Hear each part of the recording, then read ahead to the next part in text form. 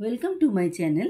আজকে আমি 1 থেকে 15 সংখ্যা পরপর লেখা দেখাবো বাচ্চাদের, ঠিক আছে?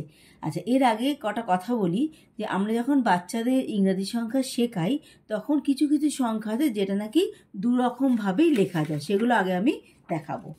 আচ্ছা, প্রথমে যখন বাচ্চাদের 1 শেখানো হয়, প্রথমে একটা স্ট্যান্ডিং লাইন হিসেবে শেখানো হয়, কিন্তু তারপরে কিন্তু এই 1টা বিভিন্ন স্কুলে এইভাবেই শেখায়, এক একটা স্কুলে এক এক রকমভাবে শেখায়।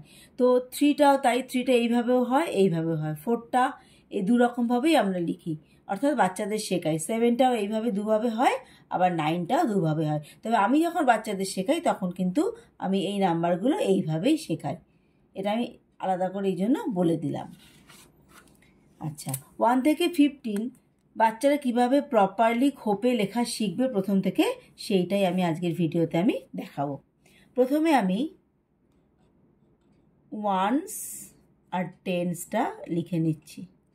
বাচ্চাদের কিন্তু এটা লেখানোর দরকার নেই, বাচ্চাদের শুধু 1sের ওটা আর 10sের টিটা লেখা শেখাতে হবে। আচ্ছা, কেন ওআরটি দুটো লিখে নিচ্ছি? কারণ 1 থেকে 9 পর্যন্ত এক অঙ্কের সংখ্যা হয়, সেগুলো হবে সব ও এর ঘরে, ঠিক আছে? আর 10 থেকে 10 10 থেকে যেহেতু দু অঙ্কের সংখ্যা, তখন আমরা টি এর ঘরটা ইউজ করব, ঠিক আছে? এইভাবে শিখলে প্রপারলি প্রথম থেকে যদি শেখে, পরে ওদের অঙ্ক করতে কিন্তু খুবই সুবিধা হবে। তাহলে শুরু করি। 1 ও এর ঘরে, 2 একদম খোপ ভরে, 3 4 5 6 7 8 একটা করে বক্স ছাড়তে হবে। এই বক্সটা পুরো লাইনটা ছেড়ে দেবো, নাহলে গায়ে গায়ে হয়ে যাবে। আবার ও আর টিটা লিখে নেব। 9, তাহলে এবার 1 0 10এরও এবার টি এর ঘরটা ইউজ হবে। 1 0 10, 1 1 11,